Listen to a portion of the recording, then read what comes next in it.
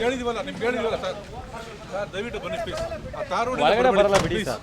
ಬನ್ನಿ ದಯವಿಟ್ಟು ಪ್ಲೀಸ್ ನೋಡೋಣ ಬರೋಣ. ದಯವಿಟ್ಟು ಅಣ್ಣ ನಾನು ಹೇಳ್ತಾ ಇದ್ದೀನಲ್ಲ ಆಯ್ತು ಬರೋಣಲ್ಲ ನಮಗೆ ಬೈತಾರೆ ಸರ್ ನಮಗೆ ಬೈತಾರೆ ಸರ್ ನಮಗೆ ಬೈತಾರೆ ಅರ್ಥ ಮಾಡ್ಕೊಳ್ಳಿ ಬನ್ನಿ ಹೇಳ್ತಾ ಇದೀವಲ್ಲ ನಾವು ಸರ್ ಏನು ಸರ್ ನೀವು ಅರ್ಥ ಮಾಡ್ಕೊಳ್ಳಿ ದಯವಿಟ್ಟು ಪ್ಲೀಸ್ ಅಲ್ಲೇ ಇಟ್ಕೊಳ್ರಿ ಆಯ್ತು ಯಾಕೆ ಬನ್ನಿ ಸರ್ ದಯವಿಟ್ಟು ಬರಬೇಡಿ ಸರ್ ಬಂದೆ ಅಲ್ಲ ಯಾಕೆ ಹಿಂಗೆ ಮಾಡ್ತಾರೆ ನಮ್ಗೆ ಇದು ಮಾಡ್ತಾರೆ ಸರ್